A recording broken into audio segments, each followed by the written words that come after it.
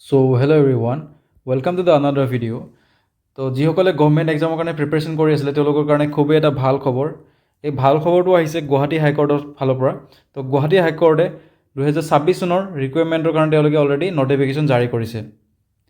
তো যিসকলে গভৰ্ণমেণ্ট এক্সামৰ কাৰণে কণ্টিনিউৱাছলি প্ৰিপেৰেশ্যন কৰি আছিলে তেওঁলোকৰ কাৰণে খুব ভাল খবৰ, আৰু যিসকলে প্ৰিপেৰেশ্যন কৰা নাই মই তেওঁলোকক কওঁ যে আপোনালোকে প্ৰিপেৰেশ্যন ষ্টাৰ্ট কৰি দিয়ক।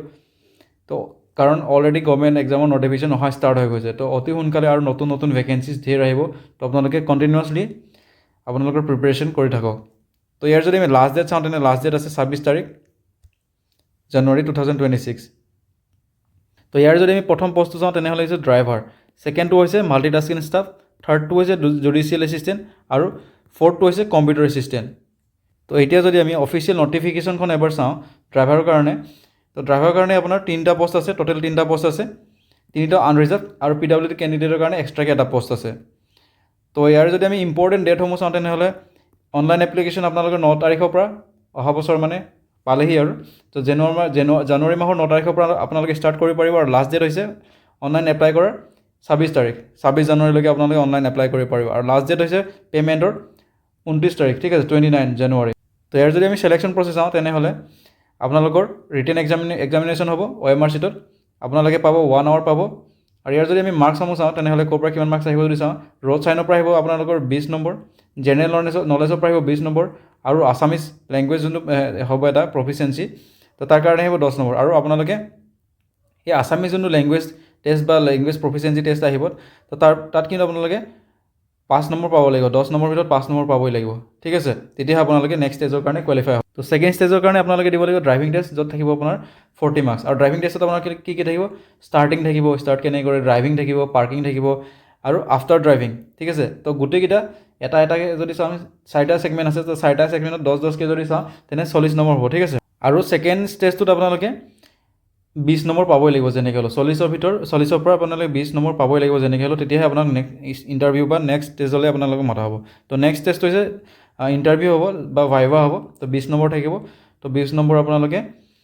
20 নম্বৰৰ পৰা আপোনালোকে 12 নম্বৰ যেনেকৈ হ'লেও পাবই লাগিব, ঠিক আছে। তো এপ্লাই আপোনালোকৰ ষ্টাৰ্ট হোৱা নাই, এপ্লাই ষ্টাৰ্ট হৈ যাব। আৰু কিন্তু আপোনালোকে ইয়াৰ কাৰণে LMVৰ কিন্তু লাইচেঞ্চখন থাকিবই লাগিব, ভেলিড লাইচেঞ্চখন থাকিব লাগিব, ঠিক আছে। ইয়াৰে যদি আমি অনলাইন এপ্লিকেশ্যন ফিটো চাওঁ তেনেহ'লে OBC, UR, OBC আৰু MOBC কাৰণে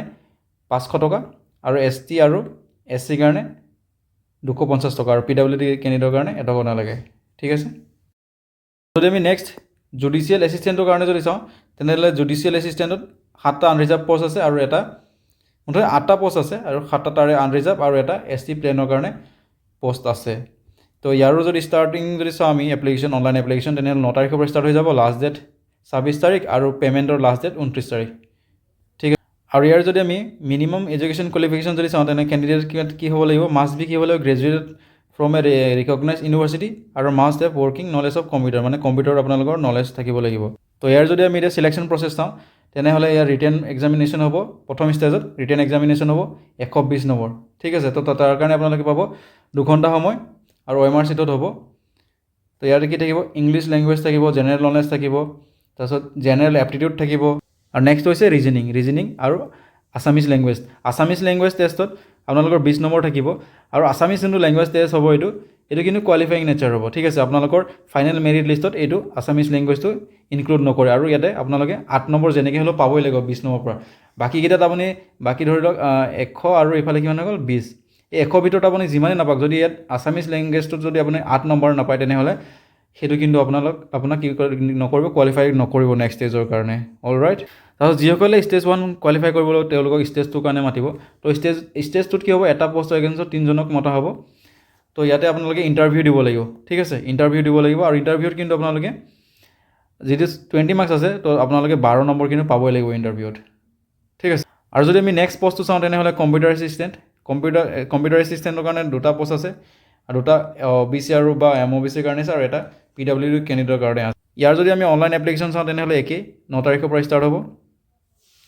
আৰু 26 তাৰিখে আপোনালোকৰ শেষ হ'ব। আৰু ইয়াৰ যদি আমি মিনিমাম কোৱালিফিকেশ্যন চাওঁ তেনেহ'লে কেণ্ডিডেটজনে কি হ'ব লাগিব, গ্ৰেজুৱেট হ'ব লাগিব, আৰু কম্পিউটাৰ ডিপ্ল'মা চাৰ্টিফিকেট থাকিবই লাগিব, ঠিক আছে। আৰু এটলিষ্ট কিমান 6 মাহৰ কম্পিউটাৰ ডিপ্ল'মা আপোনালোকৰ থাকিব লাগিব। ইয়াৰ যদি আমি চিলেকশ্যন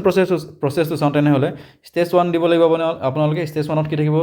ৰিটেন এক্সামিনেশ্যন হ'ব তাৰ কাৰণে আপোনালোকৰ 2 ঘণ্টা সময় থাকিব তো এটা কি আহিব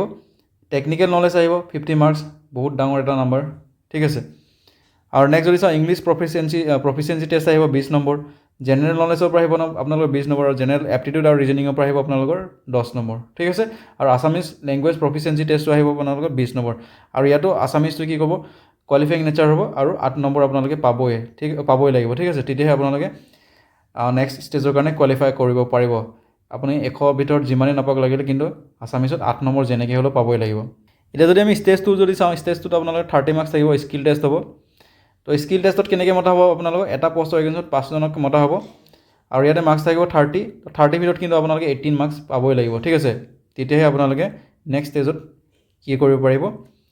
যাব পাৰিব ইয়াৰ যদি আমি 3 নম্বৰ ষ্টেজ চাওঁ তেন্তে 3 নম্বৰ ষ্টেজটো হৈছে ইণ্টাৰভিউ বা ভাইভা তো ভাইভাটো আপুনি 60% মাৰ্কছ কেৰি কৰিব লাগিব বা আপুনি পাব লাগিব ঠিক আছে 60% যদি হয় 20ৰ পৰা আপুনি 20ৰ ভিতৰত আপোনালোকে 12 নম্বৰ যেনেকৈ হ'লেও পাবই লাগিব তেতিয়া আপুনি পাছ কৰিব পাৰিব ঠিক আছে আৰু ইয়াতো আপোনাক এটা পষ্টৰ এগেইনষ্টত 3জনক মতা হ'ব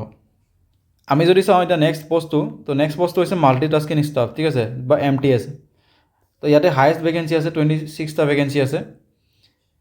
তো ইয়াৰে যদি আমি ইম্পৰ্টেণ্ট ডেটসমূহ চাওঁ তেনেহ'লে অনলাইন এপ্লিকেশ্যন হ'ব আপোনালোকৰ 9 তাৰিখৰ পৰা আৰু লাষ্ট ডেট হৈছে অনলাইন এপ্লিকেশ্যন ছাবমিট কৰা আপোনালোকৰ 26 তাৰিখ আৰু লাষ্ট ডেট অফ পে'মেণ্ট ফি যদি কওঁ আমি তেনেহ'লে 29 তাৰিখত ইয়াৰ যদি আমি ভেকেঞ্চিবোৰ যদি এবাৰ চাওঁ তেনেহ'লে 26টা ভেকেঞ্চি আছে 5টা আপোনাৰ UR কাৰণে আছে 12টা আছে OBC বা MOBC কাৰণে SC কাৰণে ইয়াতে কোনো পষ্ট নাই ST প্লেনৰ কাৰণে আছে 7টা আৰু STLছৰ কাৰণে আছে 2টা আৰু PWD কাৰণে আছে 3টা ইয়াৰ যদি আমি চাওঁ যে এলিজিবিলিটি ক্ৰাইটেৰিয়া যদি চাওঁ আমি কেণ্ডিডেট যিসকলে ক্লাছ 8 পাছ কৰিছে ঠিক আছে আৰু যিসকলে হায়াৰ ছেকেণ্ডেৰী পাছ কৰিছে বা হায়াৰ ছেকেণ্ডেৰীতকৈ এবভ তেওঁলোকে কিন্তু এইটো পষ্টত এপ্লাই কৰিব নোৱাৰিব তাৰমানে আপুনি 8ৰ পৰা ক্লাছ 10 পাছ কৰাসকলেহে এইটো পষ্ট এপ্লাই কৰিব পাৰিব ঠিক আছে আৰু আপোনালোকৰ কি থাকিব লাগিব এমপ্লয়মেণ্ট এক্সচেঞ্জত আপোনালোকৰ ৰেজিষ্টাৰ্ড হ'ব লাগিব ঠিক আছে ৰেজিষ্টাৰ নাম্বাৰ আপোনালোকৰ থাকিব লাগিব কিন্তু তেতিয়া আপোনালোকে এপ্লাই কৰিব পাৰিব আৰু ইয়াৰ যদি আমি চিলেকশ্যন প্ৰচেছ চাওঁ তেনেহ'লে কি হ'ব ৰিটেন মাৰ্কছ হ'ব ৰিটেন এক্সামিনেশ্যন হ'ব ৰিটেন এক্সামিনেশ্যনত আপোনালোকৰ 70 মাৰ্কছ থাকিব আৰু আপোনাৰ ইয়াৰ কাৰণে 1.5 ঘণ্টা সময় পাব আৰু ইয়াতে কি আহিব জেনেৰেল নলেজ আহিব কাৰেণ্ট এফেয়াৰ্ছ আহিব জেনেৰেল ইংলিছ আহিব জেনেৰেল মেথামেটিক্স আহিব ক্লাছ 8 ষ্টেণ্ডাৰ্ড আহিব ঠিক আছে and Assamese language proficiency test এটা হ'ব তো আছামিজ লেংগুৱেজ প্ৰফিচিয়েঞ্চি টেষ্টত আপোনালোকে কি পাব লাগিব 8 নম্বৰ পাবই লাগিব বাকীখিনি নিচিনাকৈ 8 নম্বৰ ইয়াতো পাবই লাগিব তেতিয়াহে আপোনালোকক পাছ কৰা হ'ব ঠিক আছে বা নেক্সট ষ্টেজলৈ পঠিওৱা হ'ব তাৰপাছত আপোনালোকৰ ষ্টেজটো হ'ব ষ্টেজটোত কি হ'ব আপোনালোকৰ 20 নম্বৰ এটা কি হ'ব ভাইভা হ'ব ভাইভাত কিন্তু আপোনালোকে 60% মাৰ্কছ কেৰি কৰিব লাগিব তাৰমানে আপোনালোকে 12 নম্বৰ পাবই লাগিব ঠিক আছে 20ৰ ভিতৰত 12 নম্বৰ পাবই লাগিব ইয়াৰ যদি আমি এপ্লিকেশ্যন ফিজ চাওঁ তেনেহ'লে ফৰ SC ST প্লেনছ আৰু STLছৰ কাৰণে 250 টকা আৰু আদাৰ্ছ UR বা OBC কাৰণে 500 টকা ঠিক আছে তো এইখিনি আছিলে ভিডিঅ'টোত আপোনালোকে ৰেডি হৈ থাকক 9 তাৰিখৰ কাৰণে আপোনালোকৰ যদি ডকুমেণ্টছবোৰ ক্লিয়াৰ নাই তেনেহ'লে আপোনালোকে ডকুমেণ্টছসমূহ ৰেডি কৰক ঠিক আছে তো 9 তাৰিখৰ পৰা অনলাইন ষ্টাৰ্ট হৈ যাব আৰু লগতে আপোনালোকে পঢ়াটো ষ্টাৰ্ট কৰি দিয়ক ঠিক আছে তো এইখিনি আছিলে আজি ভিডিঅ'টোত থেংক ইউ বাই বাই